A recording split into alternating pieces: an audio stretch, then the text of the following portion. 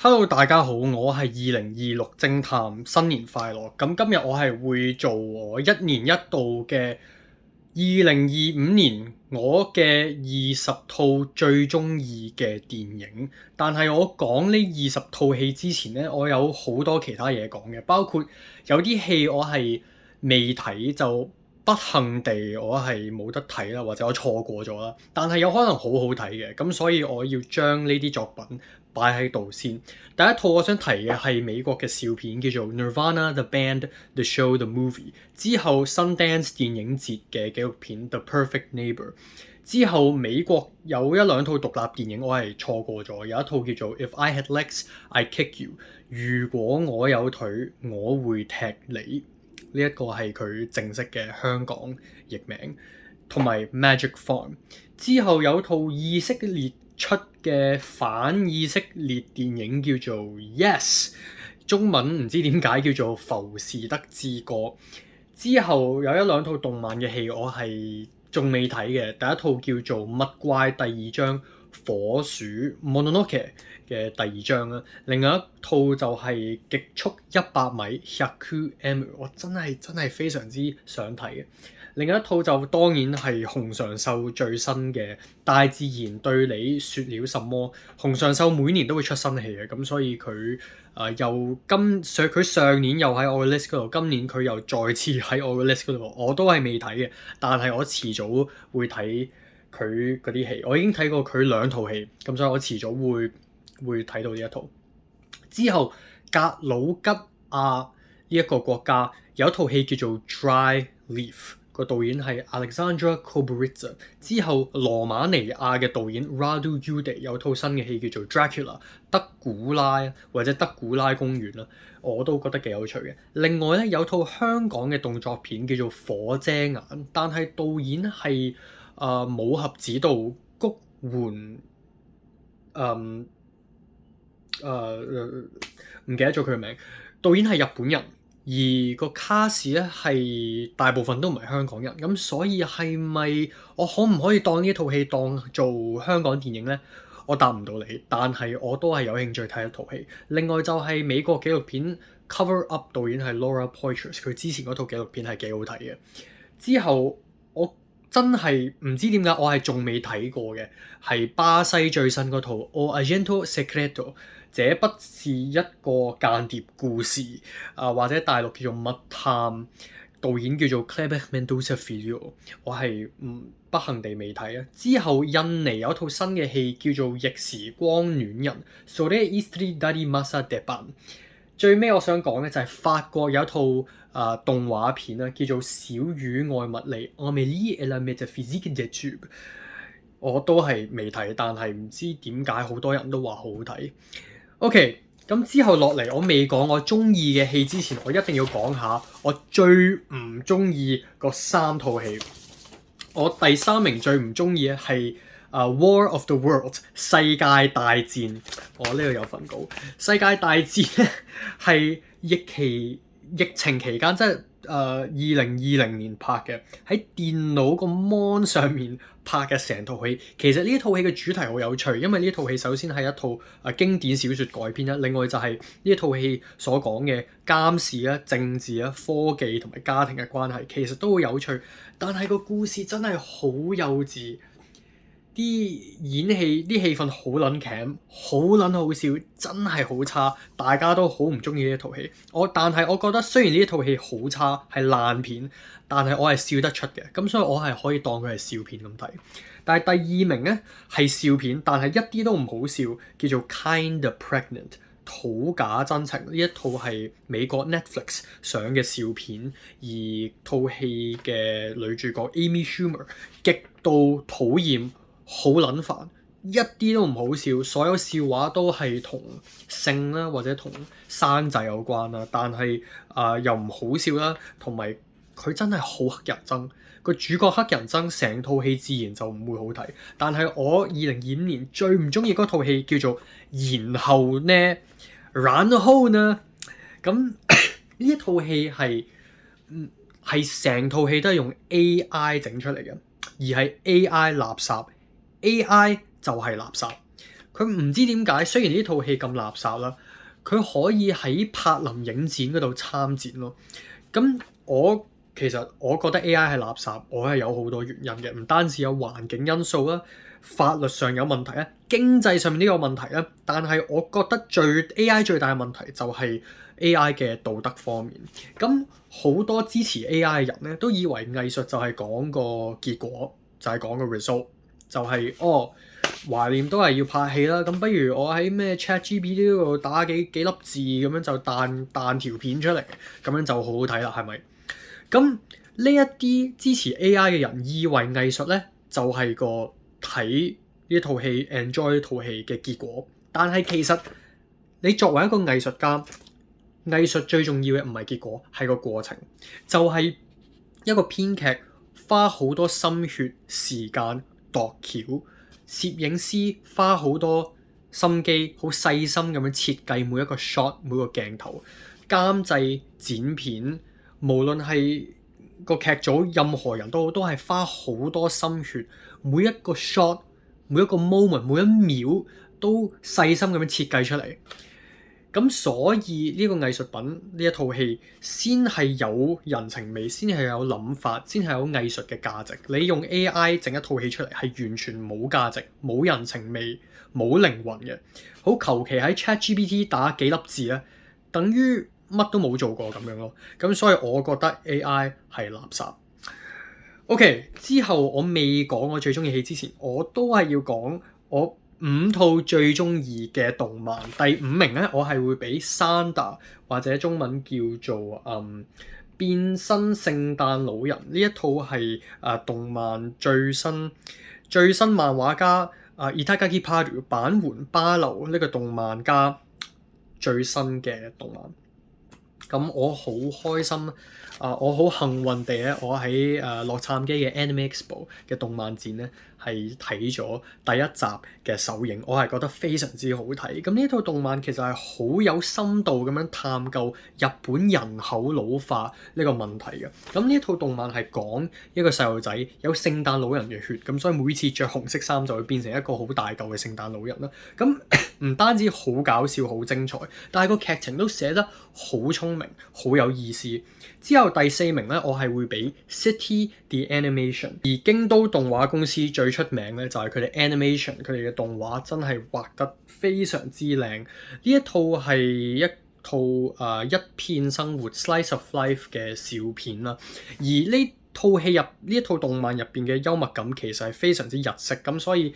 我作為香港人，有啲幽默感咧，有啲笑位我係唔係好 get 到嘅，但係我都依然好欣賞呢一套動漫嘅特色，非常之有特色，五顏七彩，好無厘頭，好好玩，但係同時間睇嚟都係好舒服嘅。我第3名最中意嘅動漫叫做 Cleaver Test 魔獸之王與嬰兒與獅之勇者魔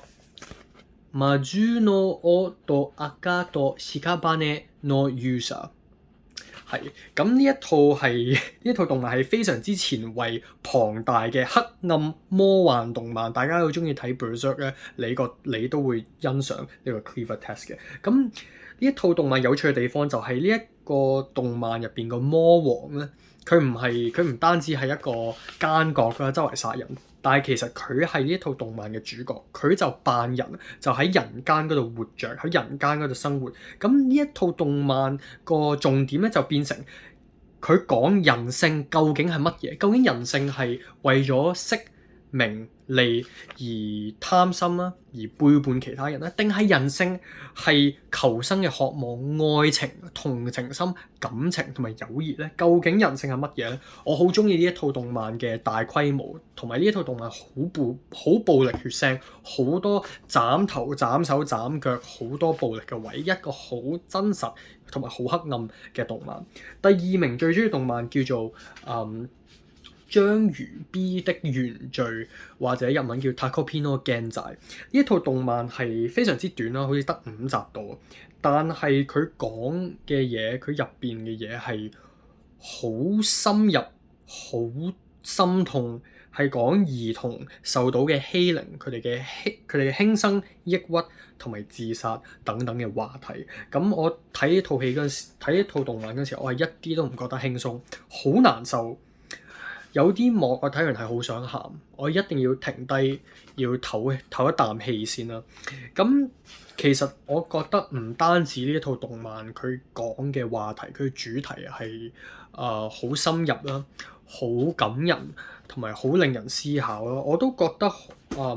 我好欣賞嘅位咧，就係呢一套動漫入邊個故事係冇衰人嘅。其實一個受傷害嘅人只會傷害其他人，產生一個惡性嘅循環。咁所以呢一套動漫入邊顯現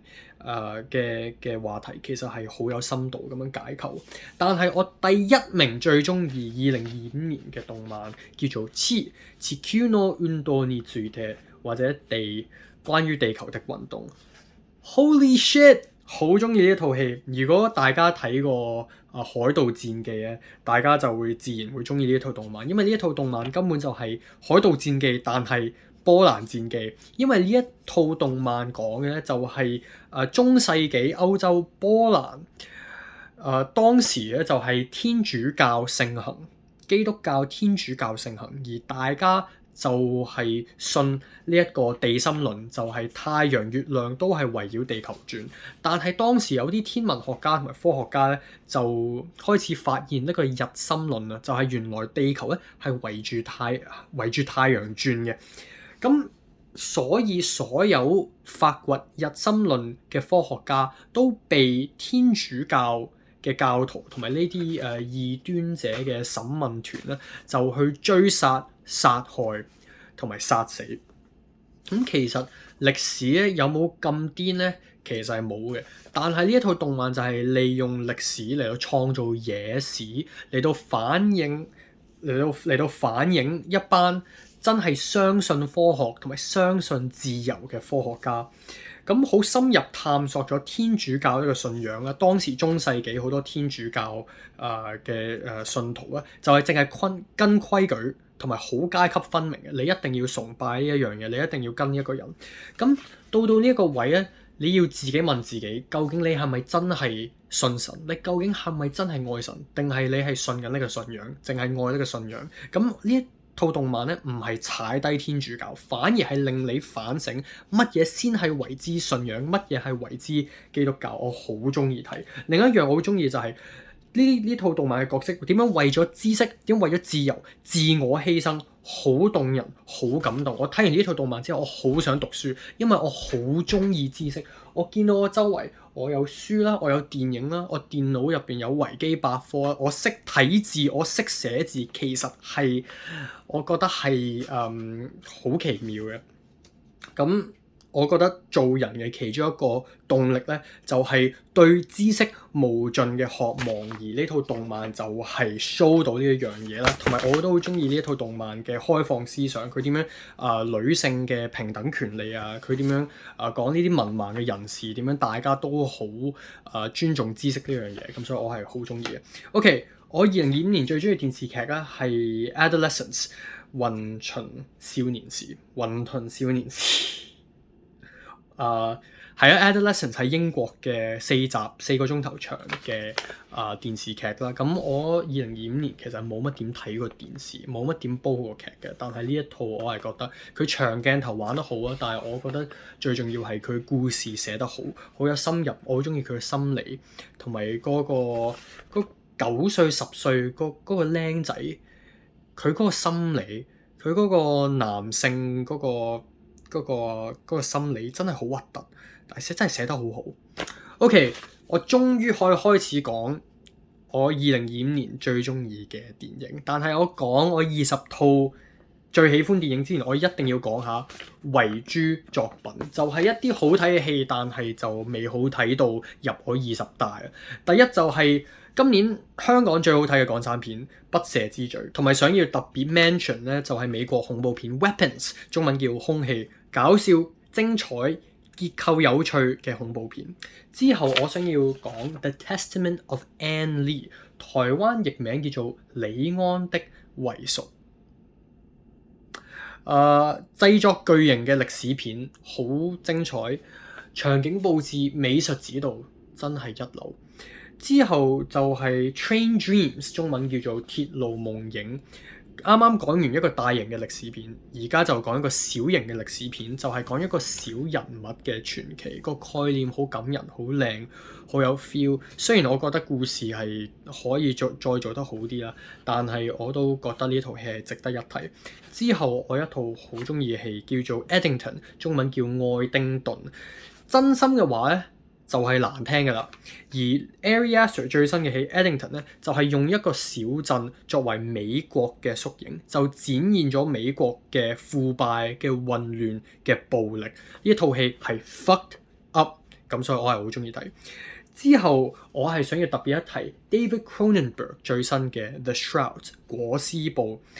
呢套戲好難明，好難睇得明。好奇怪，咁所以好多人睇完都係唔係太中意呢套戲，但係我就係正中意呢套戲嘅奇怪，同埋佢點樣反映現代社會對 AI 嘅關係咧，同埋陰謀論嘅關係。呢一套戲係一套後現代作品，同埋我覺得係越睇會越好睇嘅。之後我想要特別一提 Mickey 17米奇17號，雖然我覺得呢一套戲係馮俊豪 Bong Joon-ho 導演最差嘅一套戲，但係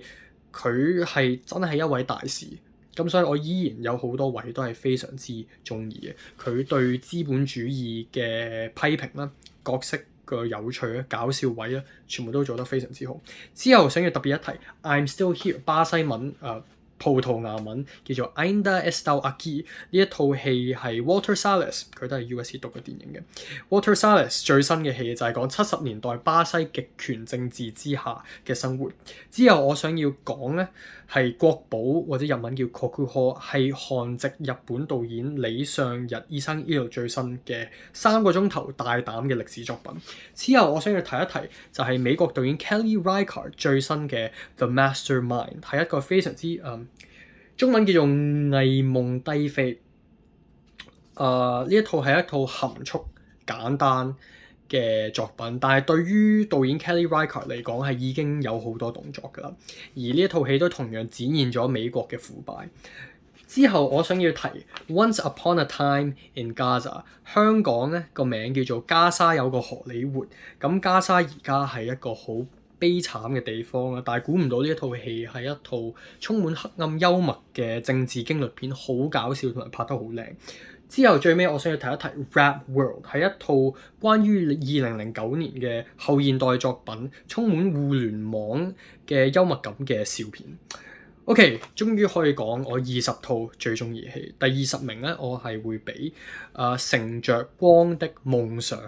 All We Imagine as Light， 導演係 Payal Kapadia， 呢一套係一套印度嘅戲，其實係上年出嘅。同埋我想講咧，就係呢一個 list 雖然係講2025年嘅戲，但係呢度有某啲戲咧，其實2024年已經出，因為係2024年康城，但係我到美國嗰陣時候咧，2025年先有機會睇。同埋因為我今年去咗康城影展，咁所以其實我有好多戲我睇過係2026年喺香港先會上映嘅。咁所以呢條片個 list 入邊有啲戲係2024年，有啲戲係直情未出嘅，咁所以大家有啲混淆咧就sorry。乘着光的夢想係一套充滿人情味、詩意、好窩心嘅戲，好細心咁樣描寫咗印度猛拜呢個城市嘅生活，同時間下半橛咧都 show 咗鄉村生活入邊嘅愛情同埋感情，我好中意。第19名咧，我係會俾墨西哥大導演Guillermo del Toro 最新嘅 Frankenstein 科學怪人。有啲人咧睇呢套戲就會話太長啊，有啲悶啊，點啊。但係我就係正因為佢長，我就係中意佢做過龍。我好欣賞佢點樣利用運用一個經典故事，就搞得越大。有幾大得幾大，一套非常之大膽嘅戲，我好中意呢一套戲嘅美術指導，佢嘅場景佈置全部都做得好好，我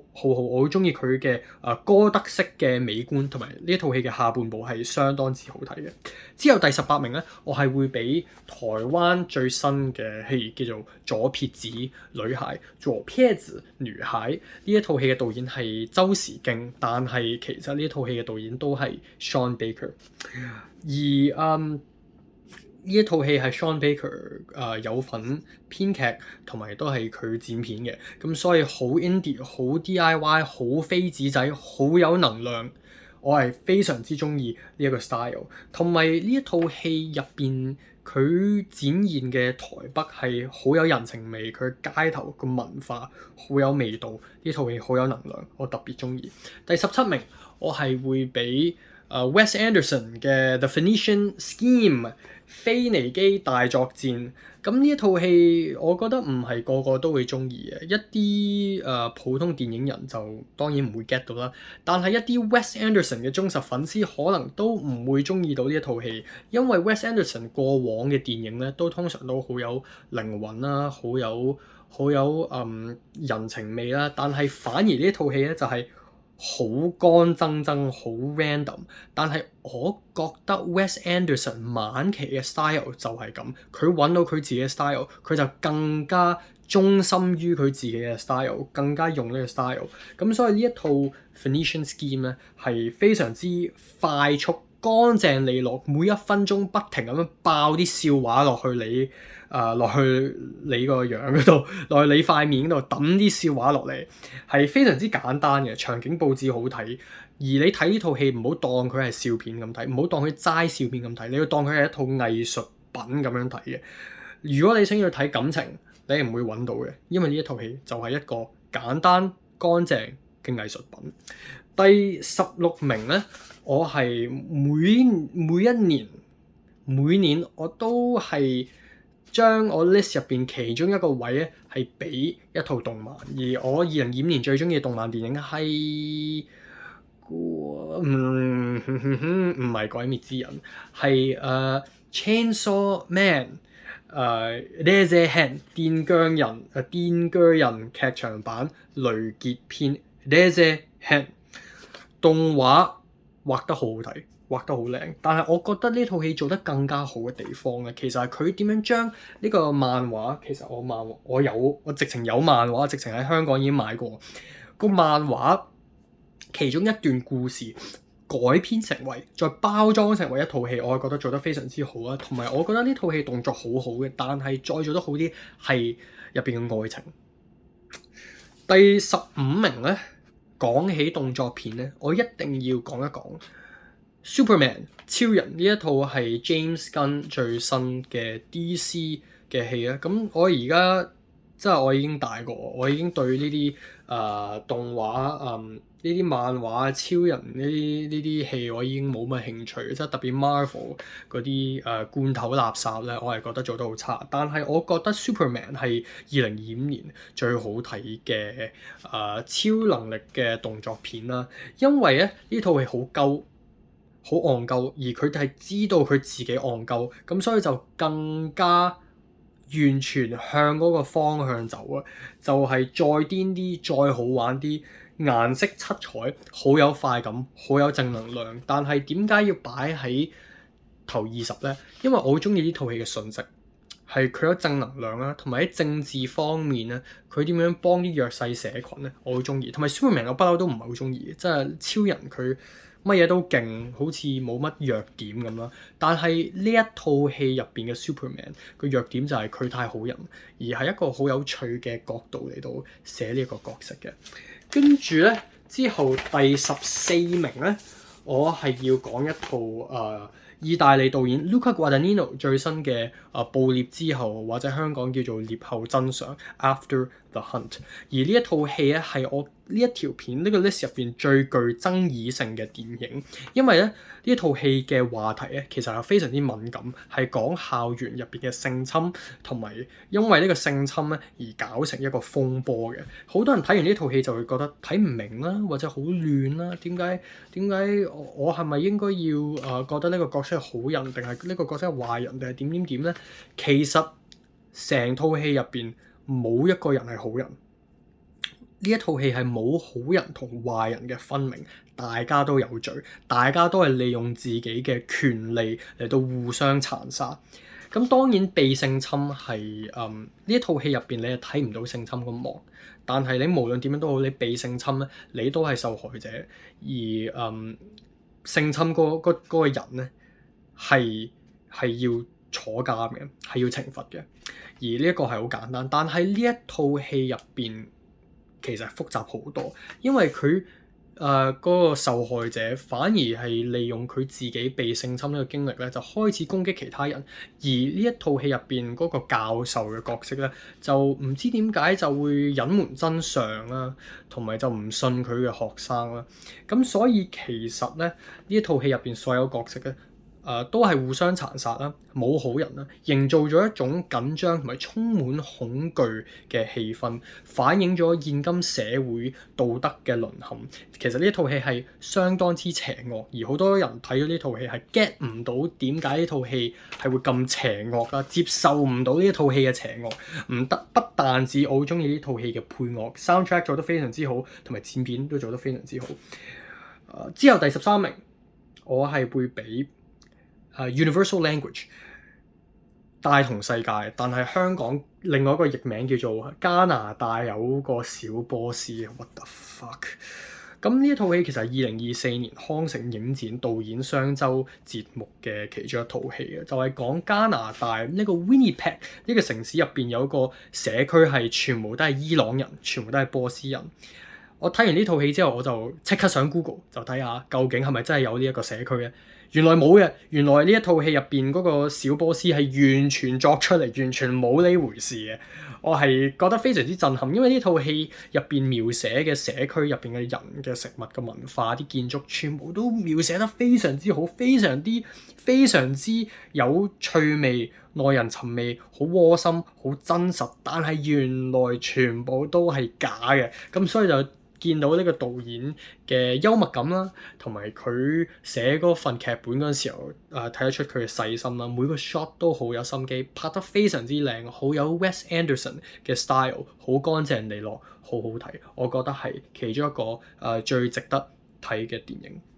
OK， 我而家好肚餓，我要食晏，之後會再繼續拍。拜拜。第12名我係會俾 Affections Verdi， 中文叫做情感價值，英文叫做 Sentimental Value， 係挪威導演 Joachim Trier 最新嘅戲。而呢套戲其實我睇過2次嘅，第一次咧我係康城影展嗰度睇，第二次咧係喺我學校免費睇呢套戲，加埋導演出場做 Q&A。呢一套係家庭劇，係講父女關係點樣處理佢哋嘅跨代創傷，而都係講緊電影嘅力量。呢一套戲個父親個角色啊 Stellan Skarsgård 佢做得非常之好。佢父親角色咧，佢係一個導演，而佢係唔識點樣表達佢自己，唯獨係透過一份劇本或者一部相機，先可以表達到佢自己對佢2個女嘅愛。而我作為一個讀電影嘅學生，我都見過好多唔少表達唔到自己嘅電影人，自己都唔排除。咁我覺得4個主角演得相當之好，同埋呢一種好舒服、好圓滑 feel 嘅歐洲風格家庭劇，我覺得好多亞洲人，尤其係香港人，可能唔係好 get 到啦。但係我都依然覺得係做得非常之好嘅。第11名，我係會俾 Happy End， 中文叫做青春末世物語，係 Neil Sora 最新佢第一套拍嘅劇情片。而 Neil Sora 咧其實係坂本龍一個仔。而呢一套戲係一套充滿情感嘅青春校園片，係講一班普通嘅少年點樣一齊生活啦，點樣鍾意電子音樂啊，一齊玩啊等等啦。但係咧，其實呢一套戲咧係講日本近未來，即係話到可能10年之後，科技有啲發達啦。呢一班少年就會開始面臨一啲極權嘅政策，例如一個監測系統啦，一啲 CCTV 就會不停咁樣監視住呢一班學生。始終呢一套戲係講呢一班學生、呢一班青少年嘅友誼，但係我最中意個點咧，就係講呢一班學生點樣透過佢哋友誼咧，對呢啲極權政策係反抗、抗議、反抗，企翻起身。但係我睇到呢一套戲嘅最尾，我都係有翻呢個，我好懷念中學當時，即係話我而家已經係讀緊最後1年嘅大學啦，undergrad， 我仲未咁老嘅。但係我而家已經好懷念我當時中學嘅生活同埋嗰種濃厚嘅友情。呢套戲有時好冰冷，有時都好溫柔。而呢一套戲嘅配樂係我今年入邊最中意嘅配樂。我好中意另外一套一戰再戰嘅配樂，我都好中意。但係呢一套係我講配樂嚟講係我今年嘅 number one。頭十，第10名我係會俾 Magellan 或者係麥哲倫。呢一套戲香港係唔會上映嘅，我覺得成世香港都唔會上映呢一套戲，因為實在太偏僻、太文藝。呢一套戲我都睇咗2次，康城影展睇咗1次，仲見埋導演真人影埋相。第2次都係免費喺學校睇嘅。咁呢一套係關於葡萄牙航海家、探險家麥哲倫嘅一個文藝片，但係你見到航海家、探險家好似好英雄、好威水咁樣，但係其實佢係一個邪惡嘅殖民主義者，不停咁樣殺害菲律賓嘅本地人，就係為咗自己嘅金錢利益同埋權利。咁節奏呢一套戲係非常之慢，勁慢。所有鏡頭都係固定，冇音樂，同埋一個 shot 可以5至6分鐘嘅。但係唔知點解呢一位菲律賓導演 Lev Diaz 佢嗰啲慢電影咧，我係特別中意嘅。佢係慢得嚟好舒服，同埋可以將你個頭，將你睇呢套戲嗰陣時候成個 mindset， 成個心理係包住咗，再帶入去呢一套戲入邊。咁所以我睇呢一套戲嗰陣時候，我真係覺得好似入咗套戲入邊咁樣咯。咁呢一套戲佢好有趣嘅地方就係 show 到邪惡嘅平庸，就好深度咁樣分析 Magellan 呢個邪惡嘅人物點樣邪惡法啦，同埋我好欣賞呢一套戲點樣睇宗教。其實成套戲都係用 Lumix 嘅傻瓜機嚟到拍嘅，佢點樣拍得咁靚咧？我都唔知道，但係真係好 impressive。第9名我係會俾 Sinners， 中文叫做罪人。呢一套戲係我嘅學校，我電影學校嘅師兄 Ryan Coogler 導演拍最新嘅戲，而我係喺 IMAX 70mm 菲林嗰度睇咗呢一套戲嘅。咁呢一套係大型嘅殭屍恐怖片，亦都係笑片，亦都係音樂片，係講30年代黑人移民生活嘅血淚史。喺美國黑人嘅音樂同埋文化，佢哋受到嘅種族歧視都係透過殭屍嚟到比喻。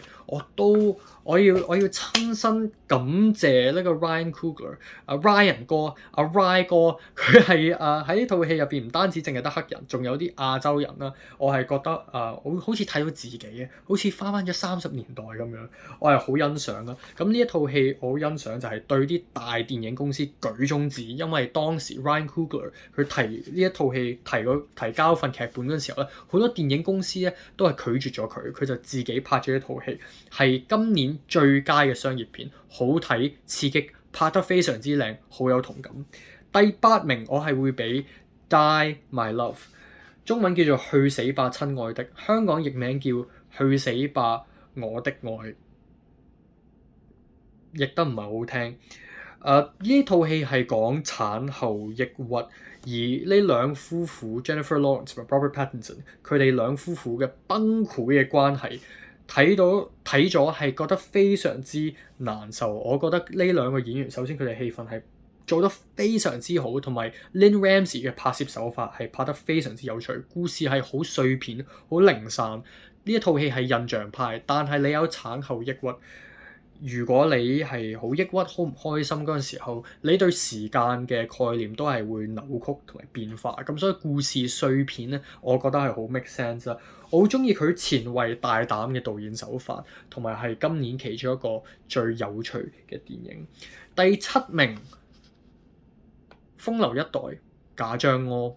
呢一套戲係2024年康城上，但係我係2025年美國先有得上映嘅電影啦。咁呢一套戲係賈樟柯大粉絲、大 fans 先係會欣賞到嘅戲，因為其實賈樟柯喺《風流一代》佢係重用翻佢2003年同埋2013年拍過啲片啊，啲細細嘅片溝埋一齊，再重用翻，再砌翻一套戲出嚟。而賈樟柯佢喺《風流一代》咧，就係佢做得最勁嘅嘢，就係記錄現代中國嘅變化。套戲係非常之零散，非常之碎片，但係唔知點解我睇緊套戲嘅頭一兩部咧，雖然我係香港出世長大啦，我係好少去中國嘅，但係我就唔知點解有種情懷咧，我係真係好 feel 到。特別有一幕咧，佢係用咗殺死那個石家莊人。我諗大約2年前我睇咗佢嗰套《三峽好人》，我睇嗰套戲嗰陣時候，我就心諗好令到我諗起殺死那個石家莊人。咁我見到賈樟柯用呢一首歌，我真係覺得 yes！真係用得好好啊！但係我最深刻咧就係套戲最後嗰段咧，就係表現咗現代中國點樣有抖音啊、有 AI 有人工智能點啦。佢對未來唔係討厭，都唔會話特別興奮，但係佢對未來嘅感慨就一言難盡。第6名我係會俾《黑箱日記》（Black Box Diaries），係日本記者伊藤司佢調查自己俾人性侵呢件事，同埋記錄佢自己調查嘅過程啦。呢一套戲入邊嘅掙扎、痛傷同埋嗰種唔安全、嗰種恐懼咧、嗰種向屋企人嘅求救啊，真係唔知點解好打動到我。我睇緊呢套紀錄片嗰陣時候，不知不覺就喊咗3次。咁有啲情節我係特別印象係深刻嘅，即係紀錄片最尾個性侵犯露面嗰陣時候咧，好似親眼見到魔鬼出場，同埋有一幕伊藤司Ito Shiori 佢點樣追問一個證人，跟住個證人跑走，即刻開車走咗嗰一幕咧，我係特別覺得緊張。我好欣賞伊藤司佢嘅勇敢啦，同埋點樣利用電影作為一個抵抗嘅工具。第5名咧，終於到5大電影啦。第5名我係會俾只是一場意外，或者香港好撚難聽嘅譯名叫做純屬伊朗意外。哇！如果套戲嘅標個名冇伊朗呢2隻字咧，我真係唔知道係伊朗喎，我唔可以喺 Google search 下嘅咩？好核突！這是一場意外，或者大陸好似叫做普通事故。It was just an accident。法文係 un simple accident。咁所以一直以嚟我都係叫呢套戲 a simple accident。呢一套戲係喺康城影展贏咗金鐘女獎最高榮譽嘅金鐘女獎 Palme d'Or 嘅電影啦，而伊朗導演 Jafar Panahi 其實係偷偷地暗中拍攝，因為而家伊朗嘅極權嘅政權啦嘅暴政啦係唔俾呢一啲導演用電影嚟到表達佢哋伊朗人民嘅自由，咁所以其實呢一套戲係政治紀錄片，亦都係笑片，係透過一班政治嘅受害者探討佢哋嘅人性、報仇佢哋嘅仇恨，反映咗佢哋黑暗嘅極權政治，係今年其中一套最有意思嘅戲啊！同埋個結局係今年其中一個最強嘅結局。我諗翻呢個結局，我都有啲心寒。第4名最中意嘅戲《狂野時代》不禁。呢一套戲係要超級電影迷先會中意嘅戲，而呢一套戲我都係睇咗2次嘅。我第一次睇就係呢一套戲喺康城世界首映嗰陣時候睇，第2次睇咧就係呢一套戲喺美國首映嗰陣時候睇，而不禁係出嚟做咗 Q&A。呢一套戲係意識流電影，而係康城今年最大膽、最有 style 嘅電影。不禁就利用呢一套戲咧，就講述咗好多嘢，包括人類嘅五官感覺啦、視覺、聽覺、嗅覺、味覺、觸覺，同埋講電影史同埋近代中國歷史嘅。咁係咯，你呢一套戲係致敬咗好多人物，致敬咗 Georges Méliès 梅利葉啦，致敬咗盧米兄弟啦，致敬咗好多沉默片啊，致敬咗 Lady from Shanghai Orson Welles 跟住80年代90年代嗰啲搞笑片啦，又致敬咗文藝片啦，致敬咗好多嘢。你不嬲唔睇開戲嘅人咧，對呢一套戲都會 O 晒嘴，唔知發生咩事。但係我咧就覺得好好睇、好爽、好正。特別佢40分鐘嗰個長鏡頭咧，我喺康城睇緊呢一個 shot 嗰陣時候，我唔知點解開始流鼻血，因為套戲實在太撚好睇。咁令到即係好多人睇完之後就覺得為咗啲乜嘢咧？但係我覺得你唔應該問呢個問題，因為如果呢一套戲係令到我重新再愛戴電影呢種藝術咧，我覺得係一套好嘅戲。咁我講我三大最中意嘅戲之前，我想要特別一提咧一啲係巴勒斯坦 Palestine 嘅紀錄片同埋劇情片，因為呢一啲電影人同埋呢一啲戲咧係一啲係好勇敢咁樣反抗而家以色列喺巴勒斯坦進行嘅大屠殺，係好傷心嘅。咁第一我就想要睇 No Other Land 唯一的家園，係我今年年頭睇過嘅紀錄片。之後係康城有出嘅，但係我不幸地就錯過咗嘅 Put Your Soul on Your Hand and Walk 乘着靈魂前行。第三就係 The Voice of Hin Rajab 因德致勝，睇完都係要喊嘅。OK， 我三大最中意嘅戲，第三名一戰再戰 One Battle After Another， 呢一個係美國傳奇人物大導演 PTA Paul Thomas Anderson 最新嘅戲，最具娛樂性、最精彩嘅戲，我都係睇咗兩次。第一次睇係佢最原先底片嘅 1.5:1 比例 Vista Vision 嗰度睇，第二次就係 IMAX 70mm 嗰度睇，兩次都非常之好睇。我睇完第二次，我發覺每場戲都係非常之好。呢一套係黑色荒謬嘅喜劇，同美國嘅政治係息息相關。唔係美國嘅唔住喺美國嘅人都可能唔會睇得明，但係因為我而家喺美國讀書，同埋我對美國政治都係有起碼有一啲嘅了解啦，所以我睇到呢一套戲，我係覺得好有共鳴，我係好 get 到呢一套戲，而係一套真係好2025嘅電影啊！啲政府點樣用警察逼壓同埋殺害佢哋自己嘅市民，特別係啲反政府嘅分子。呢套戲嘅主角就係革命分子，而佢哋係想要反抗呢一啲美國嘅極權政府嘅政策啦，打擊一啲白人至上主義。呢一套戲嘅奸角就係一個白人至上主義嘅衰人 Steve Lockjaw。我覺得呢一套戲好有意思啊，好重要啊，同埋真係好搞笑。但係我覺得最勁嘅地方就係好有詩意、好優雅。佢無論係追車嗰場戲嗰條路點樣上下咁樣碌啦，或者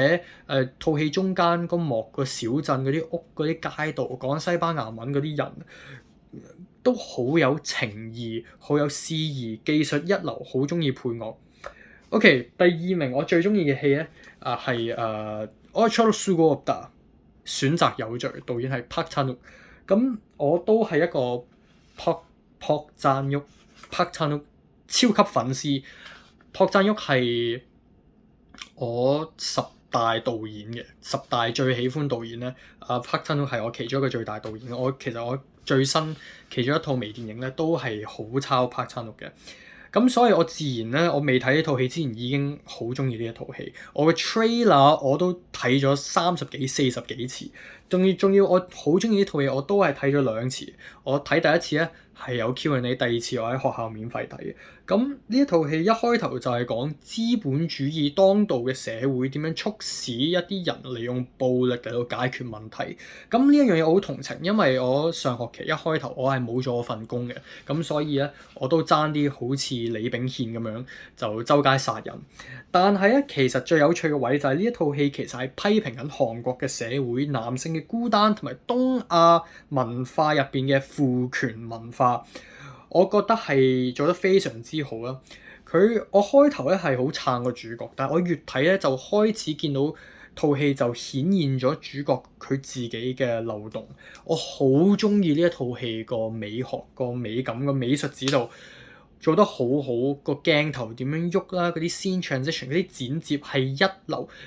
呢個世界上面冇乜導演咧係可以剪片、攝影、美術係可以做到朴贊郁嗰種精準同埋嗰種細心、嗰種超大膽、超巨型，乜都做晒嗰種 style， 我係非常之中意。即係套戲咧有個 shot 係2秒鐘，隻狗喺度跑，就係佢哋嘅 POV， 2秒嘅咋。但係因為好睇，咪擺落去咯。有一個 shot 係 iPad， 跟住個相機嘅 shot 係直情 lock 住咗喺 iPad 嗰度，跟住 iPad 由一個人嘅手傳到另一個人嘅手，再傳到另一個人嘅手，一直 lock 住 iPad，再對焦啊！你見到 iPad 入邊嘅畫面，跟住再個 focus 再轉，你見到 iPad 入邊反射嗰塊面 ，what the fuck， 超正！我真係好中意拍戲，我睇到佢嗰啲戲我都覺得電影呢一番藝術係真係好啱我，因為我覺得真係好撚好睇。雖然係咁講，但係朴贊郁有其他戲係再好睇啲嘅，《分手的決心》、《Old Boy》、《阿加斯》全部都好好睇，我都係推介。但係我2025年最中意嘅戲係乜嘢咧？Marty Supreme，Marty Supreme， 台灣譯名叫做橫衝直撞。咁橫衝直闖。咁又嚟呢一個問題啦，就係我唔知香港會唔會上映呢一套戲。就算上映咧，都會有排先上映。但係美國早前上個月已經出咗呢一套戲，好精彩、好爽、好 high、好緊張、好 intense， 前列腺爆棚嘅一個體育驚慄片，非常之大膽，非常之大型，同埋相當之邪惡。當然呢套戲拍得好，演得好，音樂好好，個卡士做得好好。Tyler the Creator 呢個 rapper 未試過拍戲嘅，突然間出場。Kevin O'Leary、Odessa Zion、Gwyneth Paltrow 呢啲全部人都唔知點樣好，即係Abel Ferrara 呢一個美國導演咧，佢好少演戲嘅，但係突然間佢出場，跟住佢係做黑幫呢個角色，做得好好睇，好癲，好搞笑，好撚黐線。同埋呢一套戲係利用呢個主角咧，係你係睇到紐約市嘅所有高同低，即係高就有豪華嘅酒店，低就有啲貧窮嘅爛屋啦。你係見到成個紐約市嘅 style 個 culture 係乜都睇晒。同埋我好欣賞呢一套戲係點樣比喻美國夢嘅黑暗啦？呢套戲嘅主角佢係好想要贏一場乒乓波，而佢係為咗呢一個乒乓波夢想，為咗盲目追求呢個乒乓波夢想嘅，就陷害晒全世界。佢無論遇到乜嘢人，佢女朋友啦，佢屋企人啦，或者佢識嘅人啦，佢就係陷害晒全世界，係搞衰晒全世界所有嘢，都搞得越亂就越好。但係其他人都係想要陷害呢個主角，互相殘殺。而美國嘅夢，美國夢入邊嗰種貪念啊，就係咁樣互相殘殺。你以為主角好 high，但係其實套戲係非常之黑暗。而我好中意呢一種經典運動片嘅扭曲咯。所以我唔知點解，可能2025年我個人即係我唔係真係心情好好啦。咁所以我係中意啲非常之邪惡、非常之黑暗嘅戲。咁所以呢一套就係我2025年最中意嘅電影。好，大家睇過呢啲戲未？你最中意嘅戲係乜嘢？Comment、like、share、CLS，多謝收睇，後會有期。